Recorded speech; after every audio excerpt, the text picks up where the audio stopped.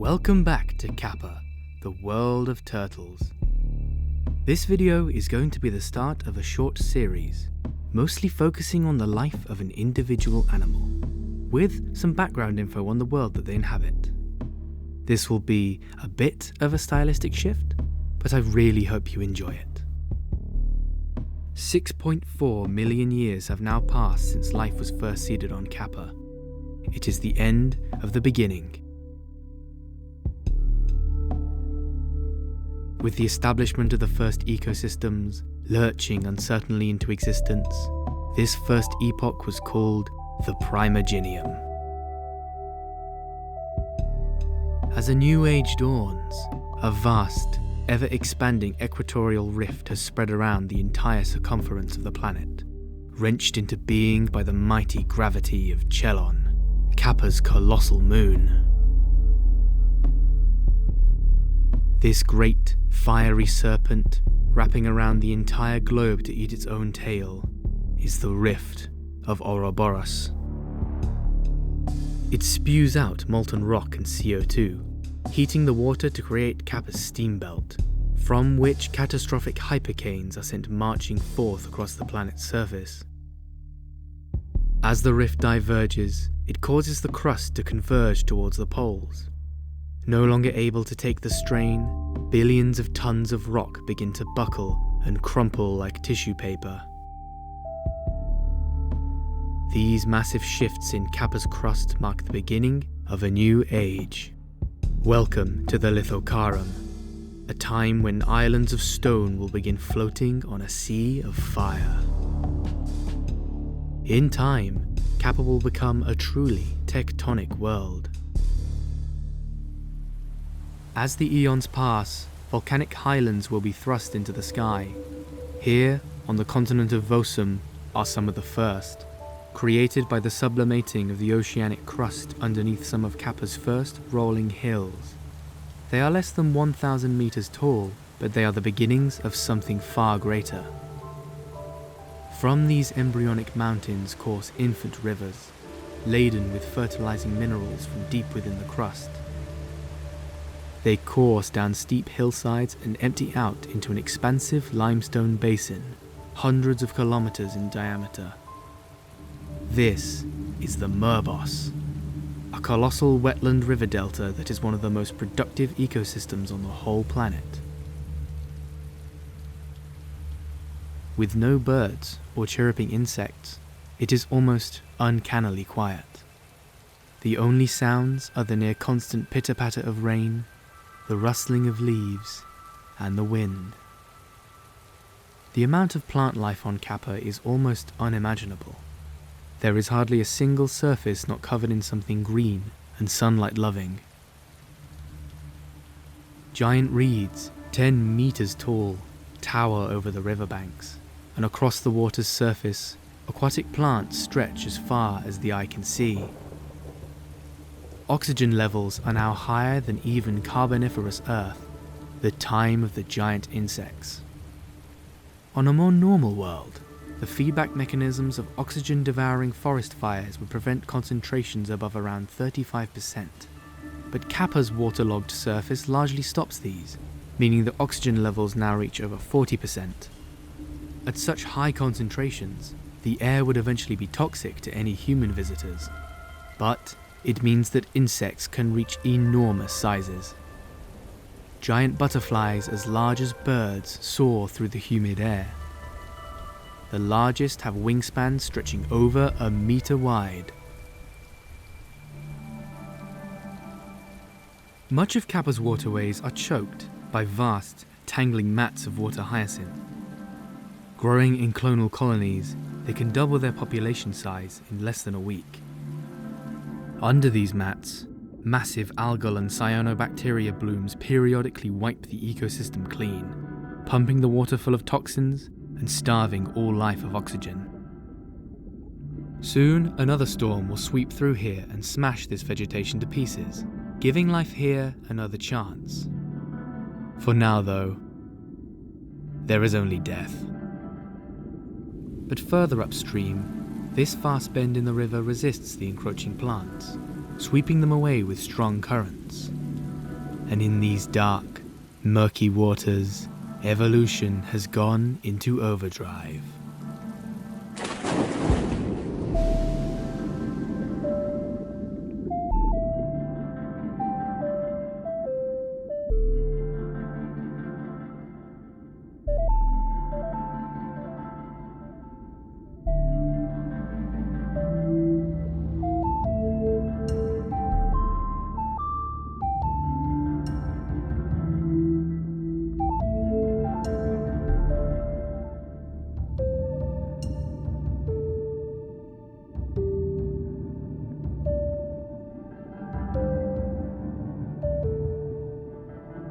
This is Ocypteroth, a giant semi-aquatic predator.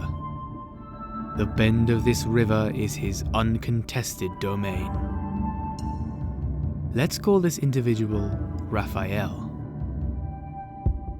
He weighs nearly a ton and is over 4 meters long. He is descended from a line of active, fast-swimming predators. As their armored prey became larger and larger, his kind grew in tandem. His head has grown to colossal proportions to accommodate massive jaw muscles, and his neck has become thick and bull-like, losing his turtle ancestors' signature ability to retract their head into their shell. In all turtles, the jaw muscles and tendons loop over a strange, biological pulley system that protects the ear canal. In Ocypteroth, this has been reinforced to incredible strength and cushioned with a lubricating pad of thick cartilage. A towering piece of bone on top of his skull, called the sagittal crest, serves as the final attachment point for his powerful jaw muscles. His thick, reinforced beak is edged and shaped like double pairs of bolt cutters, concentrating colossal forces on a tiny area. Armored spikes and spines adorn his face and the front of his shell, protection against slashing prey, and members of his own kind. With a bite force stronger than a saltwater crocodile, anything that Raphael can get his jaws around is prey. Although Raphael spends most of his time in the water, he must still occasionally crawl back onto land to warm himself in the sweltering air and digest his meals.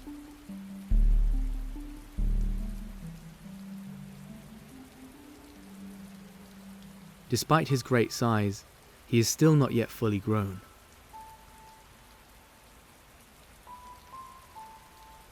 He has spent his entire short life living and hunting in the same place that he first hatched. But now, something new has arrived.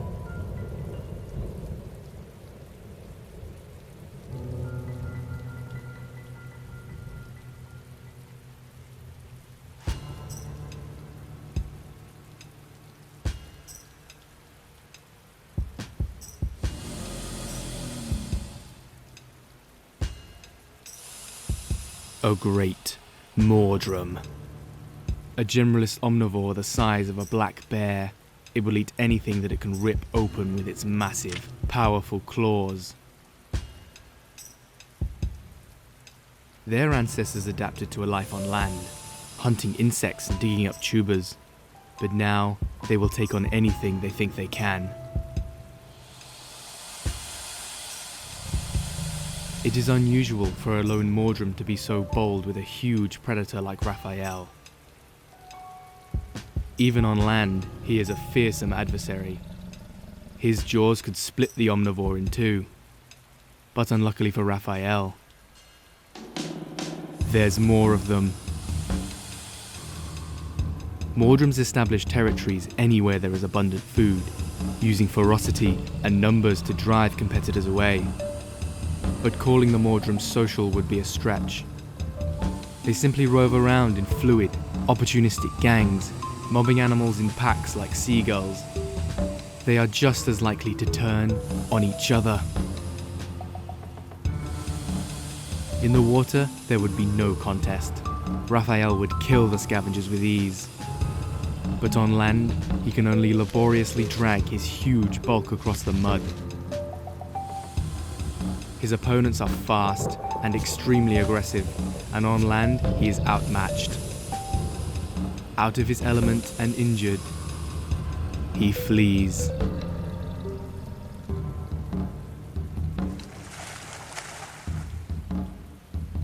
In their effort to drive him away, the Mordrums will follow his scent for miles, completely preventing him from coming out onto land. It is time for him to find a new home.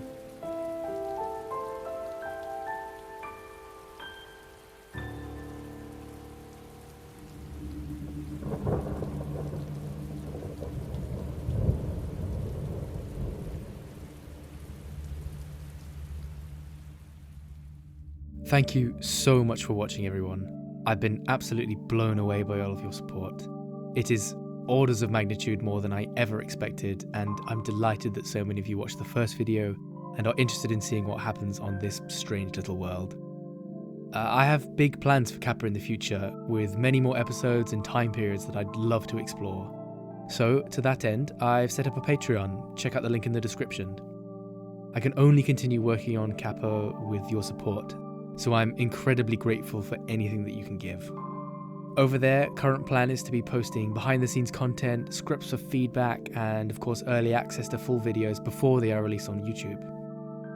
Thank you so much for watching, everyone, and see you next time for the next step in Raphael's journey, as he explores the vast Murbos River Basin and tries to find himself a new home.